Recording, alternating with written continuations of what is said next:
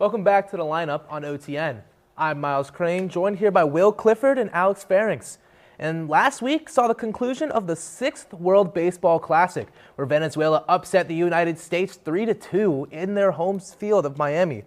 Alex, how do we feel so far about the Stars and Stripes performance? Yeah, it was obviously a disappointment finishing second. Last time we were on, Will, we were talking gold for the American hockey team. This time around, second place for the Stars and Stripes. It's even more disappointing considering that star-studded lineup. No, I mean, the talent is definitely there. You got Bryce Harper, Aaron Judge, one of the reigning MVP, and they weren't even going against Team Japan, who they lost to last year. They were going up against Venezuela, a team that I think a lot of people overlooked. Absolutely, and Venezuela, obviously the underdog on paper, but multiple MLB superstars throughout that lineup. Ronald Acuna Jr., Eugenio Suarez, obviously with the game-winning RBI in that 9th inning. Daniel Palencia, Cubs closer, shutting the door on the Americans. But when you look at that lineup, Bryce Harper, you mentioned him, obviously the 2-run home run in the championship game, but struggled mightily throughout the tournament. No, I don't think the Americans' offense was ever really there. The bats never seemed woken up to me. They didn't have a moment where I was like, wow, you don't want to pitch to this team. They still seemed like they were on summer vacation, or I guess winter vacation for them. They weren't ready to go, and coming into the tournament, they just seemed dormant. They cruised by some not as great teams, Canada, and they fell to Italy early on. Italy upset them, a little bit of a darling, but it was still pretty disappointing in the end of it, and I can't say I'm shocked that they fell to Venezuela. And speaking of pitching, obviously one of the major stories, Tariq Skubal, going 3 innings against Great Britain in his first appearance and then leaving the tournament. Obviously, he comes back again for the semis and finals to watch with his teammates, but not suiting up. How much did that hurt them, you think? In my opinion, I mean, of course it does hurt you. Tariq Skubal is a Cy Young winner. He's going to be a $400 million pitcher. That's an arm that you don't want to do without. But at the same time, all of the starters, Logan Webb went the longest. He went 4.2 innings in one of his outings.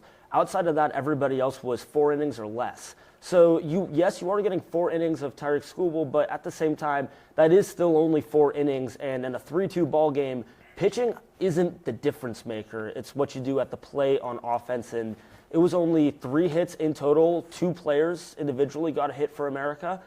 It's not a good look, and that offense is just too dormant to do anything. I agree the bats were the overall major issue, but I think at the end of the day, if you could have thrown Skeens in that semifinal as they did against the Dominican Republic and then trotted out Skubal for the final, I think that's an added boost, not even necessarily on the results end, but just in the confidence for the lineup versus sending out Nolan McLean. No, I mean, I do think, of course, you're going to say Skubal is better than McLean, but at the same time, again, I just can't get over the fact that it was a 0-0 ball game for most of that game, then 2-0, then 3-2. So it all went pretty quickly, and that kind of fell more on the relievers.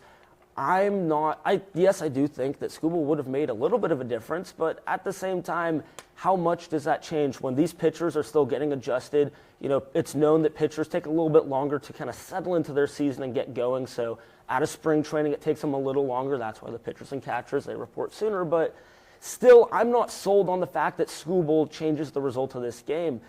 The offense just, again, was not there. And yeah, it was a very interesting balancing act for Mark DeRosa, the American manager, balancing the feelings of the ball clubs in the major leagues versus trying to win this tournament. Obviously, he mentioned after the game that he had to trot out Garrett Whitlock for that 9th inning because he promised the Padres Mason Miller wouldn't go in a tied ball game. So that balancing act, I think, also hurt the Americans at the end of the day. And I think those managerial decisions, guys, is something that makes people not take this tournament seriously. It is a beautiful tournament, and I think a lot of fans really enjoy watching it, but when it's controlled in this way that you don't see with the Olympics or the World Cup, it makes you ask some questions why a team can be like, I don't want this guy pitching in a high-leverage situation when he is probably the best high-leverage pitcher in the MLB right now.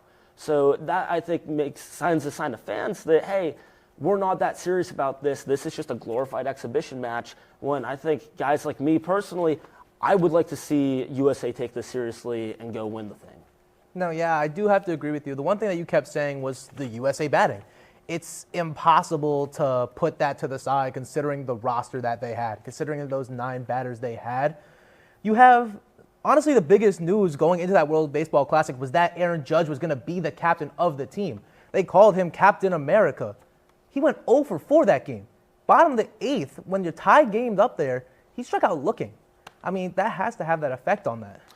I mean, I think that's definitely disappointing. Wouldn't you say, you have the guy who you label as, hey, this is our guy, this is Captain America. Give him the shield, but I mean, it's disappointing, but there's also another 9 guys who are taking at-bats there and another 4 guys who are in the dugout ready to take more at-bats, and all of these guys are all-star caliber players, guys who are some of the best offensive players that we have ever seen. So, yes, disappointing for Judge, in my opinion, but I don't think it rests solely on him. There's another 8 guys out there. Yeah, and I thought Judge might have shed his demons in big games, obviously with that monstrous home run in this past MLB playoffs, but definitely reared its head right again. And I think the major takeaway from this tournament as a whole, guys, was that, yes, baseball is America's pastime, but this was a showcase of the whole world. A lot of Dominican Republic was so fun to watch. Italy, you mentioned earlier, the Cinderella story, and there was talent from top to bottom in this tournament, which was what made it so fun to watch. Vinny Pasquantino was one of my favorites to watch. I don't know, Miles, what you liked out of that one. I mean, we're talking so much about the United States. We haven't even mentioned, really, besides the intro, that Venezuela won their first ever World Baseball Classic. So a big congratulations to that squad. They beat a really tough United States team. But even after that, my biggest takeaway was Japan's early exit. That surprised me, considering the roster. You have the reigning World Baseball Classic MVP. Out of the 6 World Baseball Classics, Japan's won 3 of them. And what are your guys' opinions on that? I mean, I think Japan's biggest strength is pitching, and you come around to this again where pitchers aren't in their best form this time of year, and so that shoots them in the foot a little bit when you have someone like Yamamoto, who was just nails in the World Series in the playoffs last year, gave some Blue Jays fans fits, but I still think that they're going to be back. It's not the end of Japan. They've won this competition more than anybody else, and when you have a guy like Shohei Ohtani there, I don't think there's a cause for concern. And yeah, I think that to add on to that, Japan maybe didn't reach the heights. How about that Dominican Republic lineup? Absolute murderers row. J-Rod, Tatis, Soto, Vlad Jr., Machado.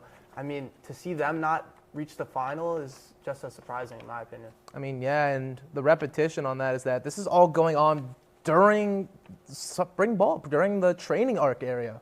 So opening day is tomorrow. How do we feel that coming off of this World Baseball Classic, do you think there's going to be any chips on the shoulders coming into this, any high horses that are going to get knocked off? How are we really feeling before opening pitch tomorrow? And to your point, Will, I'm not sure these guys took it necessarily quite that serious on the American side. Obviously, they wanted to win, but I think that at the end of the day, MLB is still king. Excited, Yankees-Giants tomorrow night, kick off the season. I do think there is something to be said, though, about the fact that with this tournament, you get put into high-leverage situations. So opposed to spring training or the exhibition matches where you're just playing the games to play the games, this time you're actually competing at a high level with something valuable at stake. And there's some moments where these players seem to care. And almost, I would say, it seems like everybody cares a lot except for Team USA. So I think it'll benefit the guys who are, instead of waiting till the end of the baseball season, actually getting these high leverage situations. You're down in the count and you're facing a good closer and you got to go get a base hit. I think that's value. I think there's value to that. So I think the tournament, in theory, should help these guys out going into the season. But if they don't take it seriously, there's not much more to be said. Seems like it's the Dodgers to lose yet again, 3 in a row. You guys think anyone can knock them off? Miles, you got someone? Honestly, I'm just still in denial that the Mets got rid of Pete Alonso. They let him go. I'm still in denial about that. Watching the Mets on opening day without him is going to be a big pain in my heart, bigger than the pain that the Dodgers usually leave most seasons. I think for me, the Dodgers are still the team to beat, but the Yankees bringing everybody back, another year under Rice's belt, and I think they're a good team that they'll make some moves around the deadline, and then who knows what could happen, but I would watch out for that Yankees team because when you have Aaron Judge playing the sport of baseball, I know he just had a bad World Baseball Classic outing, but I don't want to pitch to him, and I don't think anybody in the league wants to pitch to him after I think he hopes you're out there pitching to him. He might hope I'm out there pitching to him. You've got the Mets, the Phillies, the Blue Jays, the Mariners coming back, looking again. How about the Chicago Cubs making a sneaky run out of the NL Central? I think that if anyone's going to take down, the Dodgers are aging. A lot of their superstars getting up into their 30s now. If they're going to drop one, I think this is the year. I don't know. That might be some wishful thinking. I mean, the Cubs, though, I like that Bregman signing. It was a good signing there. They got some guys going. They're planning. Pete Armstrong, $100 million extension. I'm excited to watch. That'll be good. Well, we're coming to the start of the baseball season. But we're also coming up to the end of the NBA season. Coming up next on the lineup, we're going to be talking about some new expansion teams in the NBA, as well as the award ceremony coming into the end of the regular season for NBA play. But from the lineup, I'm Miles Crane, joined by Will Clifford and Alex Farings. See you next time.